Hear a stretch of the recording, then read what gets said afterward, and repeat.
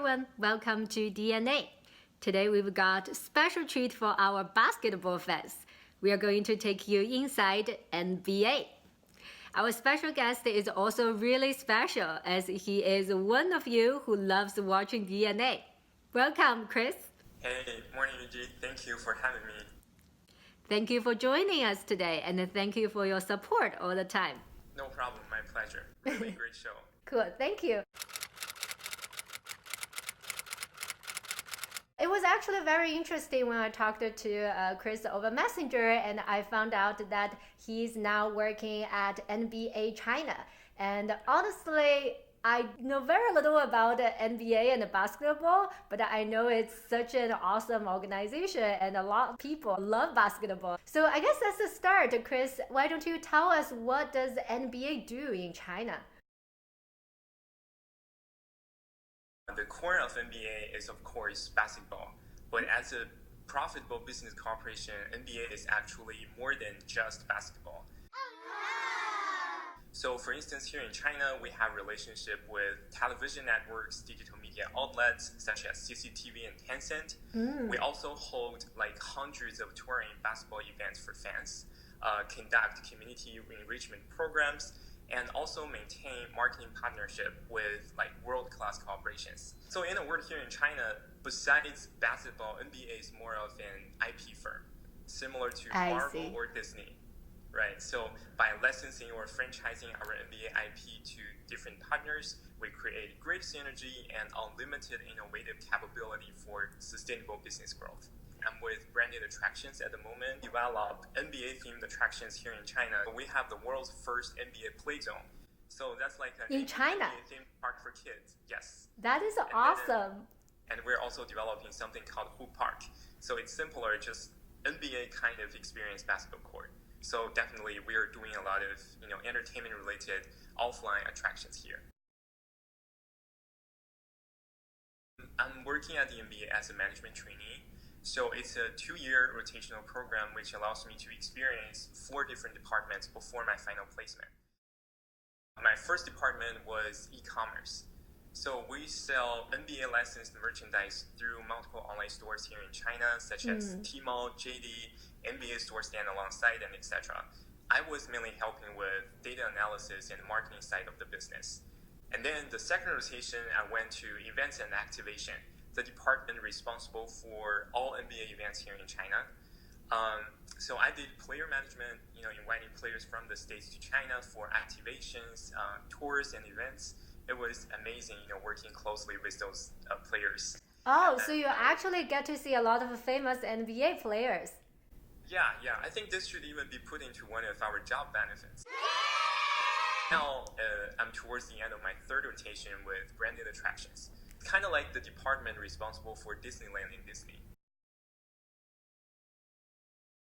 I was actually really lucky. I joined the company right before the 2017 NBA China Games, during which we bring like 2 NBA teams to China for 2 preseason games. That year, Golden State Warriors and Minnesota Timberwolves came to China for the game. I was really lucky, again, that I was assigned to Warriors' welcome dinner party in Shenzhen. I just started my job, and I was just like this close with Stephen Curry. It was like dream coming true. I was so excited. Something I can brag about for a long time. When they asked, hey Chris, what did you do on the first day of your job? I was like, no big deal, quite normal. I was just at a dinner party with Steph Curry. But here we do have rules in the NBA that NBA staff are not allowed to ask for photos or autographs from the players. I was gonna ask you. Yeah, because professionalism and high standard around the globe are actually key to the league's sustainable development. Because we do have a lot of opportunities to do so. When I was escorting those players, sometimes I had to help block, fans jumping on us for photos or autographs. It was really hard for me at the beginning because, I wanted the photos as much as they did. I was as excited as they were. And I had to act like chill and calm and all that. After working with those players for so many times, I finally got used to it. They feel like my colleagues now. They do make a few more $1 million than I do. But they're still people, right? They're still people. And I can finally, just be there, get the job done like a professional NBA staff instead of a crazy fan. Doing events basically means that from planning to execution to the recap, we need to do everything. And then it's just there are so many details that we need to see to. And to maintain high standard, we do engage promoter or sometimes vendors to do the events together. But to maintain, the NBA global standard, we kind of need to do it together with them instead of just pay them money and they do it. I was struggling a lot during the events. Sometimes I had to went to bed at 3 in the morning and woke up at 7. So my friends told me like, hey, you're working like a consultant or investment banker, but you don't earn as much. Yeah, that's true. That's kind of depressing, but still like after a series of events, when I look back, I really appreciated that experience. It's really nice experience and knowing, how they put such a great events together. On the screen, it looks easy, just get the arena ready, and then play the games, but actually a lot of hard work to do behind the scenes. Doing sports here in China, we need to first obtain the permit from like law enforcement and also the government and all that, and then we need to tell them what exactly like these cheerleaders, these players are gonna do. If we tell them like the player's gonna say a few words, if he sings a song, then we'll be in trouble. And then if there's change of plans, we have to notify them as soon as possible. Just the government is a huge deal here. So I had to, like before the game, we need to get the rundown ready. And then also, all those inventory, we need to sort them and make sure they can be shipped to each stop on time. And then we got to the arena, we need to build the whole thing. And then when the players are here, we need to go through their schedule with them and also like every single detail because NBA 5v5 is an outdoor event. So what if it rains? Do we have the backup arena, like the route and how long it'll take us here? And then live stream, we have different partners, how to live stream on different platforms. Even like smallest to like tickets, how to print it in a way that's, it's clear and also has the NBA style. And it's just all the details you can think of. You guys really have to do everything, huh? Yeah, basically everything. Sports in general, on one hand, is kind of like a lifestyle or a part of my life to me. Doing sports on a regular basis can definitely not only build a healthy body for you, but also cultivate, like mental toughness, perseverance, and all that. And then on the other hand, after all, I'm a business school graduate, right? So basketball or sports also mean money to me. The sports market now is seeing like the strongest growth ever, having developed to a full-blown worldwide industry with unprecedented level of revenue and more industry players than ever. There are 4 major segments, so including ticket sales, merchandising, media rights, and sponsorship. These 4 segments have been growing continuously in the past 20 years. Let the number talk. In North America, the sports industry, media rights only could contribute $22 billion in 2019. Wow. And the market will go up to $72 billion this year. So in conclusion, I think, sports can not only make us healthy, but also make us wealthy. That's why I'm in the industry. I always believe like people are the most valuable assets to any organization. Of course, like the salary, what you do, the industry forecast, these all matter. But to me, people matter more. And I really enjoy working with the great people here at the NBA. So for instance, when I finished my final interview, I was in the elevator carrying a lot of luggage.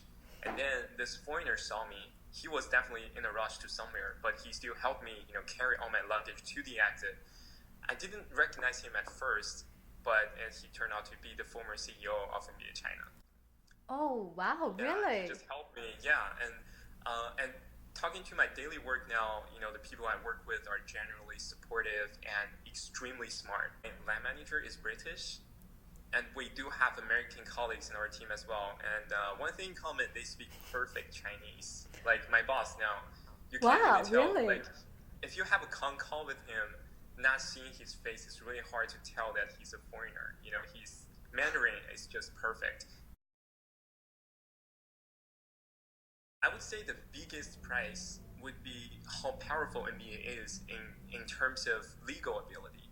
And that so many senior staff, they more or less have some legal background. In China, our legal team gathers the best lawyers and law school graduates. That's why people in our business would sometimes say NBA is the abbreviation of nothing but attorneys. It's quite surprising at first, but now when I come to think about it, it's true things. A large part of our business is related to IP, so we do need a strong legal team to protect it and utilize it. I think I have, you can call it, let's call it choices phobia. Like sometimes I get annoyed if there are overly lots of options. Because so far, after 3 rotations, I enjoy selling merchandise, expanding our e-commerce business. I enjoy planning and executing events. And I also love developing NBA-themed attractions. And it's just hard for me to choose one. Always tell myself, I'm so going to be the so-called specialized generalist in the future, who can achieve excellence in more than one area. But you got to start somewhere, right? One department. And I just don't know where. It's like, honestly, I don't know. It's just so hard. It's just, if someone asks you, hey, do you love your mother or father more? It's just hard to answer. Thank you again for joining us today, Chris. It's really interesting to hear your stories and know more about the NBA. Basketball fans, I hope you loved today's show.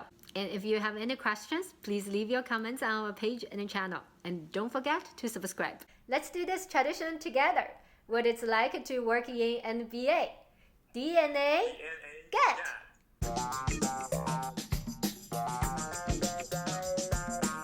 I try to create an English environment for myself in China as much as possible by, making friends with foreigners, because I'm definitely outgoing and not shy, not afraid of losing face. So, and then also listening to podcasts and watch interesting English programs like DNA.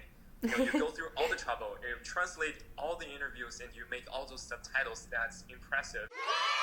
I wish I could have encountered the show and you earlier. It's great learning material.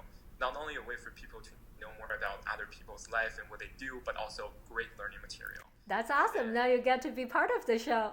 Yeah, exactly. Oh my gosh. I feel like a celebrity now. I imitate my favorite actors in shows like TV series or movies. So I chose Friends. I chose Joey as my favorite character. So what I did was basically I played, and then once the character said something, I paused.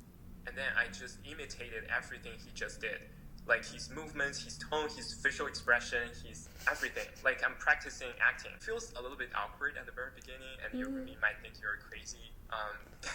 But it really helps in a way that by imitating, you learn a lot of like native phrases, idioms. Yeah. And then you improve your listening skills.